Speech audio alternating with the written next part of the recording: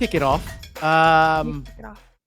Welcome back, everybody. We're here with my best bud, Deborah Criddle, and we're talking about mortgage stuff today. We're back on the train of affordability, and I think it's some information that many consumers want to know out there, and it's talking about the most affordable areas in the United States for people to purchase. And I think it goes hand in hand with first time buyers. And then Deborah found some cool information regarding a credit that you as a consumer could possibly qualify for. Does that sum it up for the most part? Yeah, and I actually am gonna slide in here and burst some bubbles Pop too. them all, Deb. Pop them I all. Just so you oh guys know, pre-warning, we're both tired. We've got our butt beat this week. We thought it was Friday, but it's not. By the time you're seeing this, it is Friday. So happy Friday. yeah, it could be Monday and I still wish it'd be Friday. I'm just ready for Friday this week, that's for sure. But so what led this to come up to a discussion is it sparked a nerve with me because there was a social media post from a competitor of mine. I don't care. It doesn't matter. I have my book of business that I'm Yep. proud of. I post all you want. What bothers me is when you post just enough information to get somebody in your door knowing dang well you can't do what you just posted. It just Man, Deborah, bothers that me. rings so relatable because I literally just had a podcast episode yesterday about that in itself. I saw a post of somebody saying, I've got DPA funds available for 5.75% interest rate. And I called the person out. I said, we all have this. And just FYI, that's not DPA, down payment assistance. It's actually just the rate option. So therefore, it's not down payment assistance. You're trying to Yeah, fool people. I saw your post, and didn't he actually snippet the rate sheet so like you could see? That was Oh, me. you did.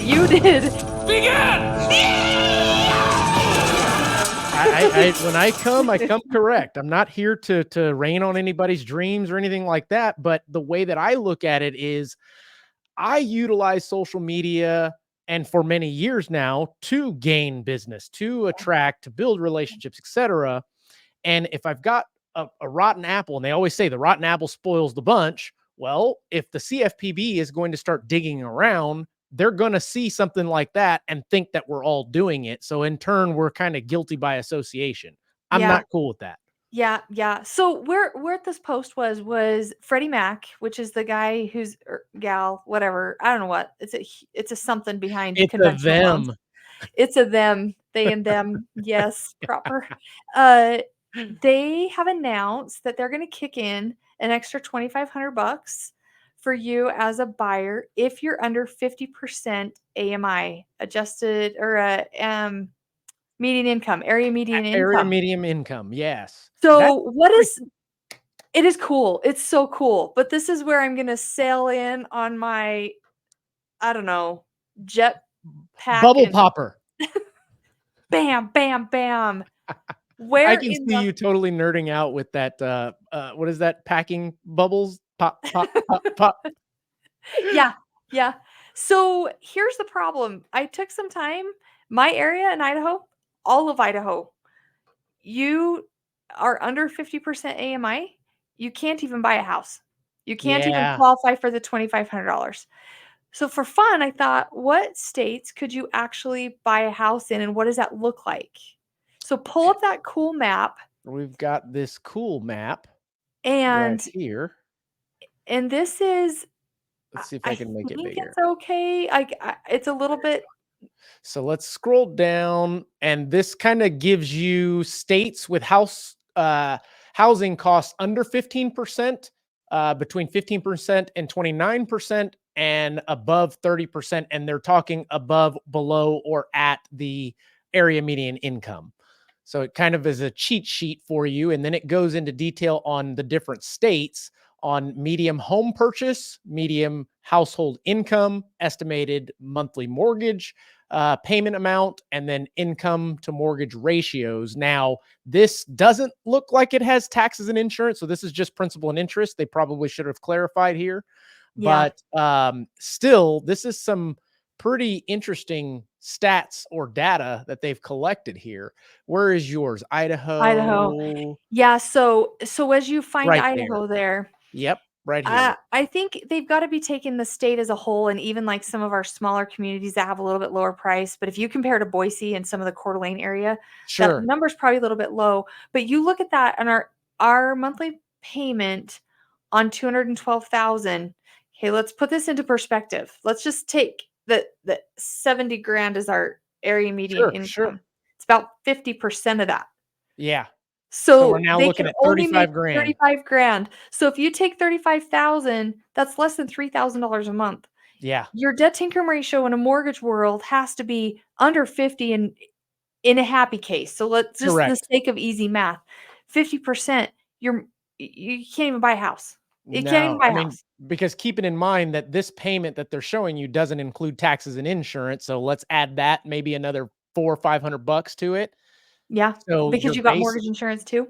absolutely. I mean, now you're literally sitting at a 50% if they don't have any additional debts, and that's highly unlikely. Yeah. So I think this is a really great thing that Freddie Mac has put out. But it's just like all the news media is they've Mm, rolled out how wonderful this is. Okay, yep. but did you stop and look at the reality? Can anybody in the United States of America even use it? So find on that chart what is the cheapest house? I think it's at the top. Yeah, The let's see. cheapest house Cheapest that's is in there Iowa, is right there. 150 grand and they're still 1,200 bucks in a monthly payment by the time you put taxes and insurance. I would just love somebody to tell us who's able to take advantage of this 2,500 bucks. Well, this is pretty odd. I mean, and I don't know if it's just odd or maybe I noticed it, but the place with the lowest home affordability or one of the lowest, or these not, they're not in order, but 147, but their medium income is just about S 80,000. That's Yeah, possible. I see that as possible. there's 40, sometimes 40 not logic. grand. That could be the case, but in most of these, it doesn't make any sense. Let's see here. Kansas, maybe, maybe. Yeah. Let's check out Texas. Let's see how realistic this is. So Texas is, I've known it to be about 65,000 as the average, but I'll take 75, cut that in half. That gives you the $2,500. And this $2,500 that you're talking about, is this a credit on their taxes, a credit at closing? It's a Uh, credit to them. So it uh, goes towards their closing fees from what I understand. Very good. Okay, so Okay. let's take your Texas. You Yep. can buy a house at 172,000. The monthly payment on that is 820 with taxes and insurance on top of that. What your taxes in Texas and your insurance in Texas are Yeah. terrible. Yeah. They're a little up there. You are correct. So what are you 12, Now, I also 1,300? think that this is, I mean, 172,000. I, I mean, can you find something? Yes. Is it going to be tough? Absolutely. I would say more realistically, 200 is the average. But if this is data, sure, go ahead. Okay, so I just say, okay, fine. We take Right. 75,000, we divide, right? Yeah, 75, divide it Yep. by 2, and let's just go crazy and say we can do a 49% debt to income ratio because Freddie caps out at that about. So 47.999 on the front end. 46.999. Sorry. all I've right, never all right, tried all to. right. So we can have give me some math, an outgoing 1531 completely. That's your house, your car, your credit card, your student loan, your everything. You can't have more than $1,500 to be able to fall into that 50% AMI. Wow. And still be able to qualify for the house. Yeah. I just think it's really sad because they've got this exciting thing. Sure. $2,500 is a lot of money to somebody. Oh, And absolutely. they're gonna jump in and they're gonna see these Facebook posts about become a first time home buyer and we'll give you an extra $2,500 and you fit in this income. And then they get in there and they're can't find a house that they qualify on because it doesn't exist. And I wonder if, I think maybe you're alluding to something, which is it intended to be somewhat of an inducement to buy or inducement to inquire that is a far reachable goal or an unattainable goal because you have to put kind of the needle in the haystack square peg in the round hole to find somebody that actually qualifies for this, but everyone else is going to be told no or turned So away or given another alternative to this. so your logic here, if I'm following you correctly, is if we put this out, publicity out, Freddie Mac, and we say, "Oh, okay, first-time home buyers, we're gonna give you $2,500. We just want you to feel like you have a chance, so you feel incentivized to go talk to a mortgage company for them to crush your dreams." Is that I what I mean, hear here? that basically is what we're coming to the conclusion of, to be honest. I mean, I don't want to bash them because they kind of control the housing market, et cetera, et cetera. But at the same time, what the heck was the intent of this? To help literally point zero something percent of the population, Yeah, and but it is everybody so else, it's a publicized. It is yeah, like it is so exciting and everybody's talking about it, and I'm right. thinking, "Okay, but where does this fall? Where Wow. is this at?" Because Wow.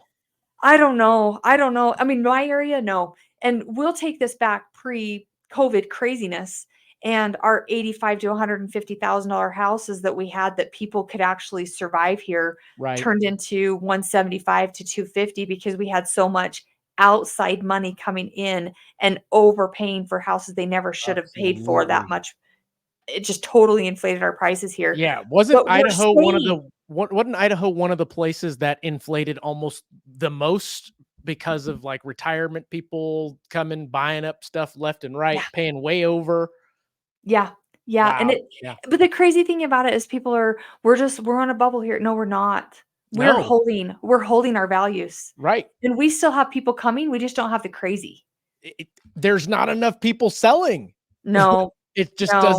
it doesn't add up. So, honestly, anytime I hear crash, I'm thinking, okay, you're talking about California, you're talking about New York, very location specific, but these places that I just named are used to seeing the ebbs and flows of their values throughout the years. I mean, that's not new. Mind Right, you, taking a right. snapshot back, it still does this. Yeah, Over yeah, time, but yeah, back to the topic, I mean, there is a tool that consumers can use, um, if they jump into it's actually Freddie Mac's tool, believe it or not. Freddie Mac, and I'm sure Fannie Mae have the same concept of the tool to be able to just punch in the address. And I'll use an old address of mine, 8426 Stone Chase, San Antonio. There it is. Boom.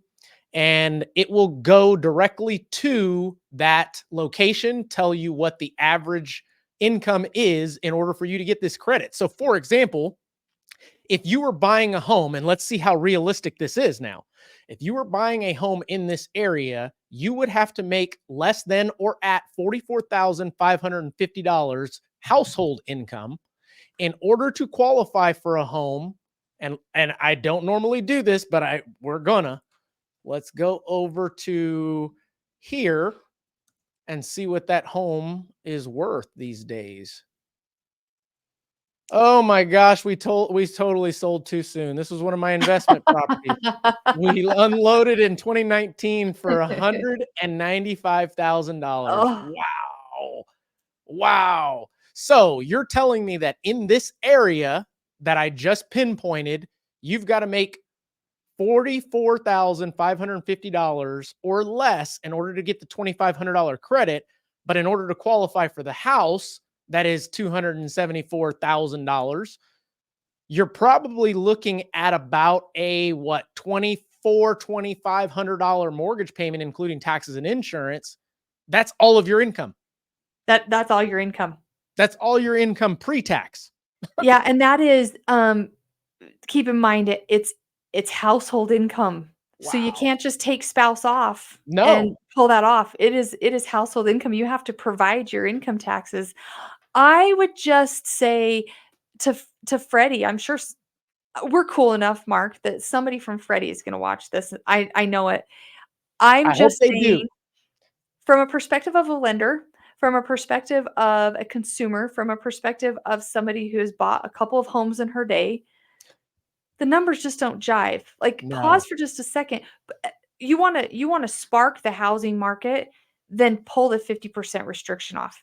Because Absolutely. right now, first-time home buyers are sitting in the six-digit numbers and still can't qualify, Or how right? about this? Using that same logic. Most of the down payment assistant programs, most of the targeted areas that get that additional or allow for additional benefits have to do with 80% of Yeah. the average. Yep. Why not raise it to 80% so that more people will have a chance? Why do I say that? Because it seems more likely that somebody with 71,000 can purchase a home for 270,000. You know Yeah. what I'm saying? That's more of the transactions that we're seeing happen versus the needle in the haystack that honestly, as soon as you add the co-buyer or co-signer to the loan that we know we're going to need in that type of income bracket, they don't qualify for that. Yeah. So it was a pipe dream. Yeah. Wow. Yeah, so Wow. I think there's probably hopefully there's some more to it that's gonna come out. I just want more than anything for consumers to pause for just a second. Like, hey, $2,500 would be really awesome, but don't go into a mortgage company and then be discouraged because you're not getting $2,500. Yeah, I think this is more of like a buyer beware. Read the fine print. Yeah. Because a lot of people will start with the marketing to go get your $2,500 credit. Tax title, blah, blah, blah, blah, all this stuff applies. And Yeah. within that has the one thing that is very tough to overcome. It's just simple math. Yeah. Yeah. I hate bait and switch. There's a reason why we have major regulations on us about bait and switch, Right. Right. and we have to be able to post a rate that we truly could offer at the time, and all this other stuff that goes on. If you're going to post the fact that you can offer this $2,500, then post in there that says you qualify for this program if your income is less than approximately, I don't care, put a range in there, 40 to Right. 60,000, whatever the range will be. Do something so that if somebody's looking at that, they're thinking, well, I make 75,000, I don't even qualify there. And then they can go below that and say, listen, if you don't fall into this, we have other down payment assistance programs or other things you could fall into, but don't give them false hope just to get them in your door. I just think that's stupid. I agree with you wholeheartedly. And while you were saying that, I looked up because I remembered a while back there was a lawsuit against Bankrate for bake and switch. And obviously, they're still pumping enough money into the market that they pop up pretty high up on this thing. But back in the day, do you remember going to bankrate.com or every customer would go there to tell you, hey, this is what the rates are doing, etc. Yep. Well, now when you go there, and mind you, when that took place, you had hundreds of different lenders that were on this thing competing. Now you've got two.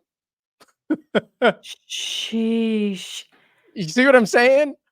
I haven't even gone on that website for so long. I didn't even Absolutely. But they know are that. still the first website that pops up when a consumer types in what are today's mortgage rates. Somehow, some way, SEO, who knows, but they can't be doing it with only two contributing or paying customers. And look how skewed this is. You've got Optimum Mortgage that's at a 5.874, but they're asking for 8-year cost 1.5 in points, which I don't think that's true. And Homefinity offering 6.625 with 0 points.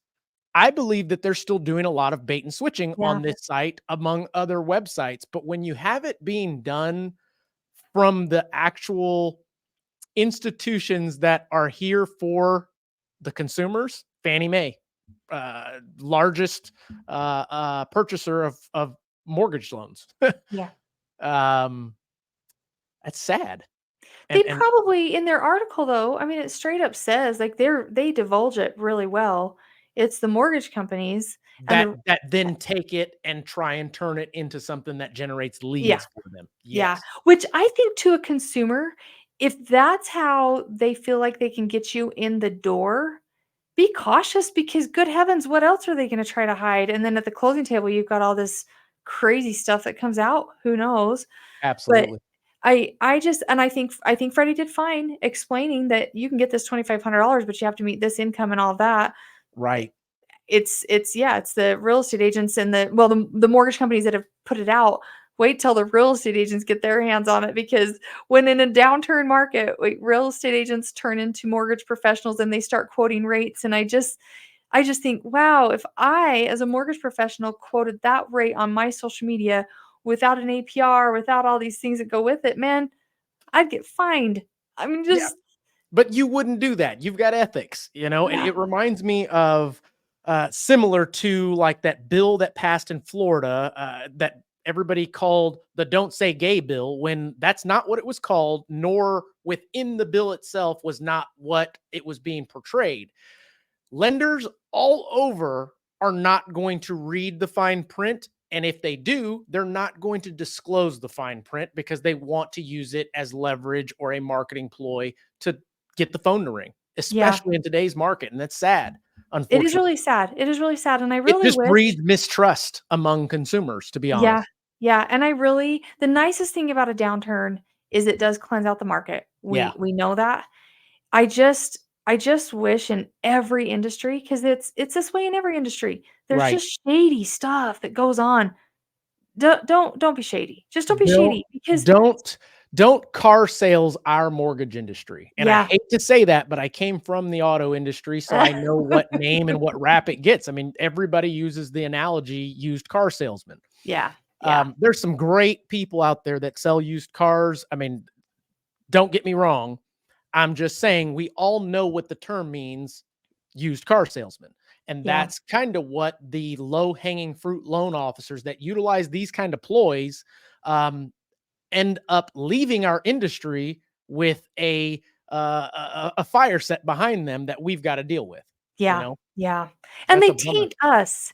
Yeah, Really, it doesn't matter how good we are. It's just you still have this, "Oh, you're a mortgage company, you must do this kind of stuff because Joe Blow down the street did this." No, no, no, no, no, no, no, no. yeah, I just it's there's a lot of this that's gonna come out, and there is good that's gonna come out of this. There yep. really are gonna be some lower end communities, some income levels that are gonna really actually profit. They have the ability to get this. It's just it's just where and getting those consumers, I guess, The right feeling information. like they can do it. Because Correct. right now, I think people are just here, we have people sitting on the fence hoping that rates are gonna go down, because we've had this interpreted media stuff Yep. for however long, that the rates are gonna come down, and every time we turn around, the story is just a little bit different, and they're just sitting here on the fence doing 2 things. 1, hoping rates come down and wanna take advantage of it. 2, they can't qualify because the rates aren't quite low enough, and they're ready to jump the minute that they could get into that price Right. point. And so there is some good that's gonna Meanwhile, come out home of this. prices are still rising, Yeah, regardless they're still that rising. everybody wants to say, well, they're not rising as fast as they were. They won't rise like that, like they did from 2020 to now, unless we have another pandemic, to be honest. But at the end of the day, that equity is still there. Yeah, yeah, and you're right that we're gonna have these dips, but it's just like this trajectory is always headed up. Like, we'll dip and come and Absolutely. dip and go, but it's always gonna go up, so just So, get in. Deborah, what would you advise a consumer seeing something like this to do? I mean, what would be next step? They see something like this. What would you recommend? Well, they need to make a phone call. I don't care if they call the guy that put the Facebook post out, I Sure. don't really care. But before you apply for the loan, this is where I sit. Like, you make a phone call to the guy. Let's play this out for a second. And you call and you say, hey, Bob. Bob's a safe name. I don't mean any disrespect to Bob's, but Yeah. Bob, hey, Bob. Bob. Um, I saw your ad on Facebook and I want to take advantage of that $2,500. And he says, "Oh, yeah, it's a great program. It's really awesome. You get to credit that back at closing. And we just need to get your application in. We'll get you pre qualified. It will be great. Okay, how do I do that? I'm going to get your application in. Great." So he gets it in and goes down all this path of, okay, we've got you qualified to buy this $200,000 house and it's great. And all right, we go under contract and now we're headed to the closing table and the consumer's like, "Well, where's my $2,500? Oh, oh yeah, you don't qualify for that. You make too much money. You don't even qualify for that. And So that yeah, sounds about sorry. right. Yep. I mean, that's exactly what's going to happen. Yep. So if you call and ask somebody about that $2,500 credit and they say, Kate, yes, that $2,500 credit's there and it is awesome. But let me just tell you, in our area, we're going to be anywhere from like $40,000 to $60,000 max in income you can have at your house to Yep. be able to qualify for that. Let's all, and it's changes per county. So it, it could be a little bit different in whichever county you buy in. So yes, by all means, if we can grab that for you, we're going to. And it's also a conventional program. So your credit Mhm. scores are going to have to be a little bit on the upper end to qualify Yep. for it. But let's see if you fall into that mold. If you do, great. If you don't, let's talk about these other awesome incentives we have for the first time home buyer type stuff. That's the Absolutely. conversation you should hear. So basically what you're saying is if consumers are calling around on this actual incentive and the loan officer leads with an application versus additional questions, run. And I compare Yeah. that to anybody that's out there rate shopping. Anytime somebody's rate shopping, I tell them, look, if you call around and you ask a ABC lender what their rate is and they give you a rate, run. Why? Because there are plenty more questions that they need to ask you in order to even begin the process of quoting you an interest rate. You Yeah. don't have to take an application, but I'm going to need all of this information if you want something that's even close to accurate. Yeah. Credit Yeah. score, area, type of property. I mean, so many different questions within our pricing engine that if they're able to just give you a rate over the phone based on what is your rate today, and so many people do that because I'll answer the phone, they'll say, "Hey, what's your rate?" Okay, what program, what area, how much? I mean, I start drilling them with questions and they're like, whoa, whoa, whoa, I just need your rate. I, hey, so did somebody else before me just give you a rate? Okay, you need to run. Google Yeah. what what I'm telling you so that you know for yourself. Then when you're done, call me back. Yeah. I'll be the Yeah. honest person. Oh, absolutely. Yeah, absolutely. I think that some of the laws that have changed, which are awesome, is you can get your credit report pulled multiple times with multiple lenders within that certain window and Right. not have it affect your credit score. Awesome move. A different kind of way that fees can get disclosed. So you can kind of get a little bit of a fee disclosure before you actually get too far into the loan Right. process. Right. That there's laws that help you kind of shop that a little bit, but just those companies that are not willing to just blurt out everything that they're willing and capable of doing, run, Absolutely. run. Absolutely. And if they can't answer the question of why would I want this over that, or all of those things, don't go to a lender that's reading a teleprompt. Absolutely. Reading off of a screen, I call them paper pushers. But that concept is buyers need to be presented with options, not be told what they're doing or what their max is or what have you. It's these are the options you have. If you're not good with these options, let me ask you some more questions and things that if you do this or can you do this, pay this off, etc., to be provided with different program options. And I think that gets missed this day and age with loan officers is they take every application and treat it exactly the same. And that's Yeah. just not the case. Yeah. You know what's so crazy is what came to my mind as you were explaining this. I talked to a gentleman yesterday and he called me about the FHA renovation program. And he was adamant that he'd done all the research, he'd been all over the internet. I mean, that guy knew some stuff, and it was nice because He was there was some things probably I just browsing didn't on have to explain. reviewmymortgage.com. It was it was nice. So I'm talking to him. I bet I was on the phone with him for 20 minutes just explaining just point A to point B in real life kind of scenario. And then he's just hung up on wanting to do with this FHA loan. Right. And the monetary side of FHA loans, loan officers, the FHA loans are a little bit more income producing than conventional loans. For sure. That's just how it is. For sure. Government Yep. brings in a little bit more income.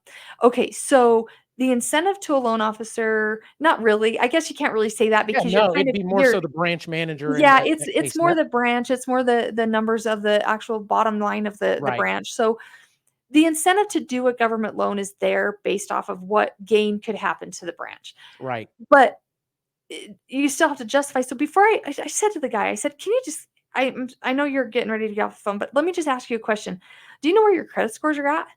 He said, well, yeah. And they were like in the upper 700s, low 800s. And I always ask, like a Credit Karma monitoring type thing. Oh Right, yeah, right. my credit card has this. Okay. So we know there's going to be a little bit of a swing. Sure. And I said, you do realize conventional has the exact same program. It's structured just a little bit different, but the gist behind it, same. It's the exact same thing. Matter of fact, it's 0.5% less in down payment at 3%, Oh, true. True. for So first time home buyer. Yep. yeah, true, true. And he said, oh, I didn't even know conventional had that program. He had his blinders on Yep. because that Tunnel was the vision. program that he had researched. And I was like, then I told him, I says, well, let's talk about this FHA thing and upfront mortgage insurance and all that other stuff that comes into it. And he was just so grateful that I just paused. And that is your job as a loan officer. Absolutely. Because I could have got his application and gotten FHA. That is a sweet gig of a program, and I know Absolutely. that thing in and out. Conventional, I love it. It's just a little bit higher rate and some other little quirks to it that I don't love as much. So it's just, it'd be better to go FHA. But I'm like, dude, you got a 780 credit score. We're not going FHA. Like, Yeah, there's no reason to go FHA. that's So right. I mean, it's the here's some same role playing for concept. you. Well, sir, I'm going to send you the link to my custom loan bot so you can shop around and get all the updated programs you need. Yeah. Nerd out on this Nerding program, out. Sorry, guys. y'all. But no, Well, I you're think you're exactly correct. And consumers are known for doing this because they don't know all the nuances to the different programs or the benefits. So once they get caught up in a program that they finally understand, now they become the expert. And it's yeah. tunnel vision, Yep. I see it Yep. all the time. You are correct. You Yeah, are so it correct. really just kind of like to wrap that up is when you're dealing with a mortgage professional that is if they're not willing to ask questions and they're not willing to hear your story, Hmm. then you need to just kindly hang up the phone and move on. That's right. And there's nothing wrong with that, y'all. Nope. Nope. Absolutely not. I have learned so much about people in my day. Sometimes I don't want to know the things I learned. That's true. It's true. But then Yeah. again, like I always say, I wear many hats. I'm sure you do as well. Therapist, all of the above. It's just in my case, most of them are backwards. Yeah, that's true. That's true. And how does that make you feel? That's Oh. that's so true. That is so true. Well, I mean, I think that's some good information, great insight, a great buyer beware, especially if you see this. And that kind of goes along with every bit of um, snippet marketing that you see on social media. It's a clip of the whole, which Yeah. doesn't paint the full picture, but gets that buyer induced enough or engaged enough or interested enough to click on the ad or make the phone call to inquire more. And then it's those bad apples that don't explain it fully to trick you into actually getting an application. Before you know it, your documents are in, you are told that you're approved, so you're now excited, and then it's time to buy a house. And before you know it, you're at the closing table wondering where the heck your money went. Yeah, and no $2,500 in your Yep. pocket. And you're too far. You're too far at that point. I really do think that Freddie Mac I really appreciate your comment with that. That was that Freddie Mac's incentive to give some sort of hope to these first-time home buyers that there's something there for them. Just not as a bait and switch, more of just, Right. "Come on, guys, if you fit into this, we'll give you this We'll give you $2,500. Just something. try. Sure. Just try." So sure, could that have been their thought process? Absolutely. Was it a good thought process? Yes. Yeah. Should we tweak it and maybe go up from the 50%? Yes. Yes. And now S you as the consumer know this, so you can petition, call your congressman, write letters, Yeah, do what you need to do to yeah, help us help you. yeah, absolutely, absolutely. So, okay, well, I'm Okay. excited. I feel Me like too. consumers are gonna have heard us talk about the importance of asking questions, answering questions, and being a part of that. So I'm excited. This is good. Same here. Well, I Yeah. hope everybody has a great weekend. This will, like I said, air on Friday when hopefully we'll be getting more into the thick of things because there really is no weekend in real estate and mortgage. No, no, absolutely not. Awesome. Well, we'll see you guys next week. Have a good week. See ya.